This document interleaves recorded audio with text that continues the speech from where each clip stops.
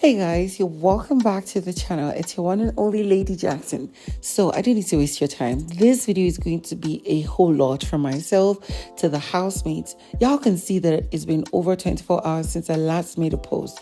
In this video, you're going to get the lowdown on what happened at the Saturday night party, the fights, the makeup, the alliances, the everything, the breakup. So you're going to get a full lowdown. But of course, before I get right into that, I do not attach Big Brother Naija videos to my channel. So please, if you don't like that, you could check other channels. They do. Some other channels do post. And, it's all love and light from here. I would however attach in this video screenshots from what I'm talking about, and also y'all just help me thank God that I hope and I believe that I'm not poisoned. I've not been online for up to 24 hours because I was about washing my bathroom, and then not mistakenly, I had two bathroom disinfectants, Harpic and Hypo Bleach, and I mixed them just to spray around and then wash the bathroom. I didn't know it was poisonous to me. And then here I was in the middle of the night gasping for air. I couldn't breathe at a point. So even because I could, gather energy to get water, immerse myself in it, drink a lot of water, I don't know what would have happened. I'll still go for a checkup later today though, but I slept throughout yesterday, till night. I'm not even exaggerating. Anyways, your faves are up for eviction. So I hope your fingers are crossed. You're praying that your fave does not get to leave. But the housemates are up for eviction. Pere-Ceec, Adekunle, Angel, Sheyi, and I think one other person. Yeah. Y'all just know that. We're going to see all that. And I'm going to bring you the full details and everything that happened in today's live eviction. The 7th live eviction. The show is soon coming to an end.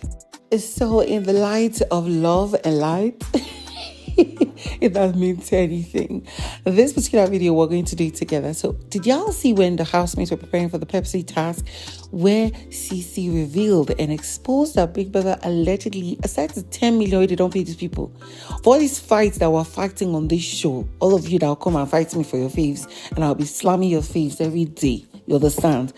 The faves, the housemates from week 1 till the end of the show, each of the housemates get 300,000 naira per week for participating in the show until you're evicted. So for those who have stayed for 6 weeks, they've gotten literally 1.8 million naira to 2 million thereabouts. It's crazy. Is it me, or is doing literally the most hilarious and nonchalant head of house that Big Brother had ever produced in this season? I don't know about other seasons, but damn. After the Saturday night party, this girl went at Big Brother. Big Brother was calling her. She was like, Big Brother, leave me alone. And here was Kim Oprah coming to come and call her from the couch where she was sleeping in the lounge. And she was like, leave me alone. I'm fucking drunk. Tell Big Brother, she just leave me. In fact, right now, she's still sleeping on that couch. She didn't sleep in the room. And literally, Kim was just laughing and shouting, Big Brother will punish you. Big Brother, just call one of the BFFs of the head of house. Literally doing blasted Big Brother and told her to leave her the F alone. That she was done with that nonsense. And then the fact that it seems like these guys are not really done with Ilebaye. And what I mean by these guys, Neil has joined the clique of people that are against Ilebaye. Now, after the party, we saw that they were in the dressing room and she needed to pass, and she was like, excuse me, Perre, excuse me. And then, Perre just turned and looked at her. I was like, who is that? And then here was Neil responding and said, DOS. I'm like, oops. And talking about the Ilebaye matter, Ilebaye has been complaining bitterly. It turns out the conversation 2 days ago where Cross and, Neil were having conversations about her. That, she's manipulative. She especially monitored and saw where housemates were coming to the lounge when she was having issues with WhiteMoney. And then she decided to burst into tears that it was manipulative and all that. And, he's now seeing her true colors, and that Tolani Badge warned him about her. Here she was complaining to Ike, of all people. She was complaining to Ike that, you know what, she is disgusted that she heard them having conversations about her, but they didn't know. I even didn't know that Ilebaye heard that conversation. And I knew that any and everybody who was there when that conversation was being made was not going to leak the information to Ilebaye, but voila, it is what it is. I just really hope that they'll find a way, because right now, everybody's playing a game. I don't have a faith towards anybody, but it is crazy how friendship could turn bitter in a matter of moments. And then, Ilebaye went on to complain this same thing to Kim Opera as to how it seems like everybody are against her, and how would somebody be discussing with such disgust about her. How would you say that she is going around acting and being manipulative and just, putting people against each other and stuff? I'm like, immediately after that conversation that Ilebaye had with Kim Opera had to go have that conversation with Doyin, and they were, arranging the blue room, and here was Kim Opera telling Doyin that you guys should leave this girl alone. You guys are always talking about her, making her feel bad. You people should calm down. Like, is she the only person in the house? But then that was not done, because this same conversation, because Kim Opera is in good terms with Cross, she had to take the conversation to Cross to tell Cross that, you know what, Ilebaye came to complain about me, came to complain to me about you and you. And the fact that you were friends with her, I'm really disappointed. Now, according to Kim Opera, you guys keep talking about her. The conversation you guys were having about her, that she was being manipulative and that she was pretending when it came to the fight she had with WhiteMoney. She heard it and she was very pissed. Now, of course, Cross was trying to defend himself and all the 9 yards, but here was Kim Opera telling him that, you know what, just die that matter. Even if you feel she's being like that, why not give her the space and the benefit of the doubt, not from conversation, but watch her see that she exposes herself, that was or that is her game plan, than just cascade her to hell. Of course, it is what it is. Now, y'all remember that earlier yesterday, of course, the housemates have lost their wager task. They might not get enough food like they do before, where they were eating lavishly and enjoying their lives. And then Big Brother supplied some food for the housemates. There was pasta, there was rice, and I think there was burgers. Or was it? Yeah, something like shawarma burger, whatever did they call them. And here was, Cece complaining to Ike, her newest and strongest bestie, that she likes what she likes, nobody should pick for her, and that she's disappointed at Big Brother that they'll bring for her food. I mean, throughout the week, anytime they're holding tasks or calling for meetings or anything, you're inside sleeping. So she was actually sleeping when Big Brother brought the food, and Cross shared the food for people to pick what they wanted, and she was in the room. In the good heart of Mercy took food to her, but it was pasta, and she was complaining that she didn't want pasta. Everybody don't carry every other one, carry the rice and everything. So it is your loss, girl. Now, moving on from that, have we all been seeing the change in attitude and the revelation of the gossip and, conniving part of Alex since the arrival of the new housemates? Now, it might not be as strong as other housemates, but we've seen how she's been able to play her game in the last 1-2 weeks, and we like that. But it's coming off somehow. We're now seeing that, okay, there might be a little bit of truth in what Cece has been saying, but it is what it is, and none of my business. So we saw where Alex was having a conversation with Prince in the garden. Now, I think that was before the Saturday night party started, and she was telling him how Venita is really bitter that Prince has been getting paid by housemates and probably Lush themselves for making their hair. And randomly Prince gets to make people's hair in the house, not even in the Lush studio, right? So that's what Alex was reporting to Prince, and Prince laughed it off and was saying that, it is quite shocking that this is a girl that many people don't know, that me and her have been close, like really close, even before the show. I mean, I was like one of the last person she spoke to, even before she came to the show. So I don't know why she has this change of attitude and stuff. But it's crazy because I even noticed that attitude. We've been hearing where Venita will be talking to people and saying that the prince will soon fall from his high horse and stuff. I'm like, are you just bitter or pissed that somebody else who is competitive is coming to the show and it's a competition to you towards winning the 120 million? Like, girl, come on. But that's not all about the fights on Venita's issue tonight. Now, of course, there's been two narratives from Angel and she about whatever is going on with Venita tonight. But one thing I noticed was that on the dance floor, it seems like the Adekunle people were craving for it is now back. Bad boy Adekunle, who was available for the first and second week of the Big Brother Naija All-Star season, was back in the 6th week. Now, we could not find Venita in the party. Venita was not, I could not see her and I don't know why. But here was Adekunle dancing with literally almost every girl. It was as though he has never seen a woman before. And I loved it. And then when they were done with the party, we went inside the house. Adekunle was on the couch in the lounge. He was there on his own. His husband, Venita, was inside their room on their bed. And then soon enough, during the night, when it was night already, I could see only Venita on the bed sleeping. Adekunle was not there. Only for the cameras to turn to the other side. And I'm like, okay, what the hell? Adekunle was literally in the garden on that swingy chair. That was where he slept. Yes, as I'm speaking right now, Adekunle is sleeping on that place. Anyways, on the same Venita's issue. So we saw that after the party, there was Neil, Sheyi, and then Omashola around the kitchen. Omashola was doing something. And then he asked, Neil, what's up? What's up with your sis, Venita? I hope she's okay. And then Sheyi interrupted. I was like, she will be fine. She'll be effing fine. She's getting the backfire. It's like karma when you've been doing terrible things all the while. When it backfires, it will hit you like a motherfucker, right? And that's what he said. He went on to say that it's from the onset he has seen how intentional Venita has been on his case just to try and make him lose ratings and stuff, and then be seen like whatever. And that scene that he's even struggling with the fact that he is sharing fans with Perre and Adekunle. I'm like, how?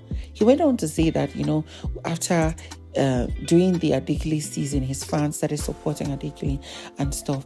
In everything he said, I literally did not see any sense in it, aside the fact that he was saying that, Venita was out for him and he's glad that it is backfiring at her.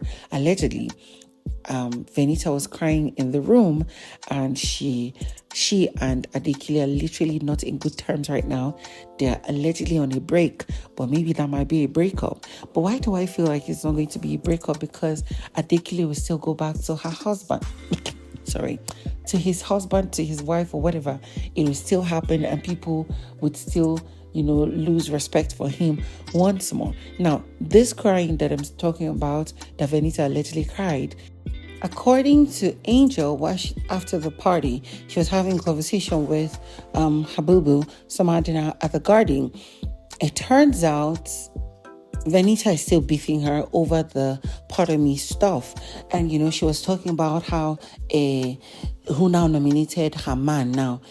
She's still stressing and complaining and crying. She even cried over it. Like, what the hell is that? And they were just talking about it. And Angel was just hearing how disgusted and pissed she was that Venita was rather lobbying for her man and then being pissed that, Angel would choose herself or choose her own choice before considering what Venita was asking of her.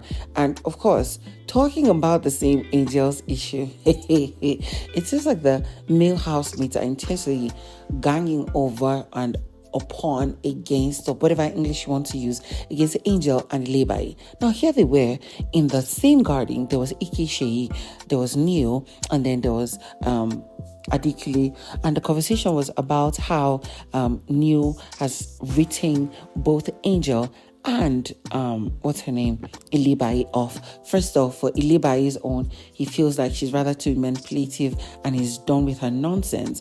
And then for Angel, he's disgusted that Angel acts a favor of him, and then he refused or ignored her, and then she insulted him over it. And he was like, where did that one start? What nonsense. In fact, she will not cross my lane. They were done talking and all that stuff. Like, this guy was literally pissed because this conversation first started in on the dining, in the lounge, where he was talking to other housemates and eating his, I think it was the sandwich that they said Big Brother brought and stuff. But it is what it is, really. I don't really know how these guys are going to really settle all this chaotic troubling and everything. But I really don't have time, because it's rather seeming like everybody's being petty, antagonistic, and conniving. And in the long run, the people that we, the viewers at home, are looking at as being the best people might end up being the worst in the long run. Moving on from that, we see that, Perre has been very, very high and drunk. I mean, to the point that he was playing and shouting at everybody in the lounge, and then went to the point where he was shouting at what's her name, Ceec Ike, now not in a bad way. And then she was like, I beg shifts nonsense. I think there was something he said to her, and then Neil and Kim Oprah started laughing, and she was like, I beg shifts with that your nonsense. And he was like, it's too big for you or something. Okay, I guess that's where they laughed at her, and she was like, that's something I touched today. I didn't touch him today. I was like, oops, girl. Talking about the same Perre. Perre is allegedly seeking for attention. Like, it seems like when people are high, when he's high, his true self comes in. He is in the depth and the core of Perre. He needs somebody by his side or him side, or whatever the English is, and he needs the touch of a woman, because in the fact that he was very high and drunk, he was also in the mood to get intimate. I was having a conversation with Kim Oprah at the staircase to the head of house lounge, and then she was complaining about the fact that for every conversation she and Perre had since she came into the show, she had always been the one instigating, and she's tired and she's disappointed, and she wants him to fix it. Now, he was blabbing and talking almost rubbish because he was almost incoherent, but that is it on that. And then he went to the blue room to go meet Cece and apologize to her. Now, let me just put it out there. I don't have an issue with him apologizing, but from that fight and bitter exchange they had, I felt like Cece was mostly at fault in that particular instance. So he needed not to apologize. She needs to recognize that she was at fault and come for a major apology. Now, of course, they hugged it out, and she was now regurgitating on the fact that all this issue started from when he was he supported Alex over her and stuff. They shall settle it, but it is what it is, per se, right? And finally, on this long video, it really seems that in all Cece's chaotic fights and insults and everything, both with almost everybody in the house, one thing she has always craved the most is companionship, and that showed later tonight. Now we see that Ilebaye has been gravitating towards the devil that is hunting her, and that is Ike, although he has changed in quotes.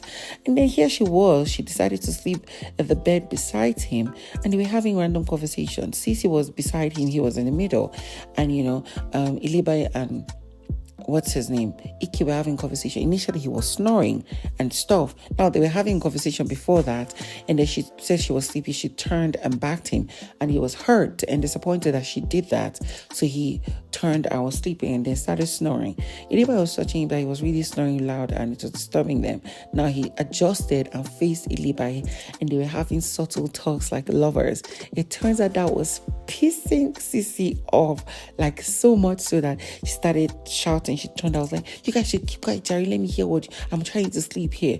And then before Cece and Ike started going back at each other. He was now telling her that, yes, I want to tell you a story. That's why I'm talking. You would turn and back me. Why would you do that nonsense and stuff? And she was shouting, I don't want this nonsense you guys are doing. So people are trying to sleep here. You can take down your nonsense out of this place. I'm like, even with the small bestie we don't create over time, on another day fights now.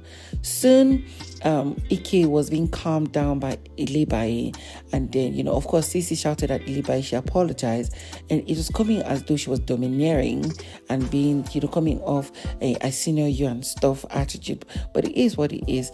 Ike got really pissed and he walked out of the room. Ilebaye was calling him, but he ignored her. And soon we saw Cece standing up and chasing after him. She went and apologized and called. Hey, Cece apologized. For the first time, she apologized and called him back into the room. And here they climbed the bed and were facing each other and talking, starting, talking small. So I'm like, look at you. Look at you.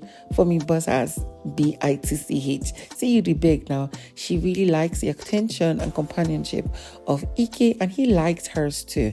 Now they were now talking, and he was now like, next time if I'm talking to you and you turn and back me, in fact, this night if you back me again, I'll leave here and I'll not talk to you again.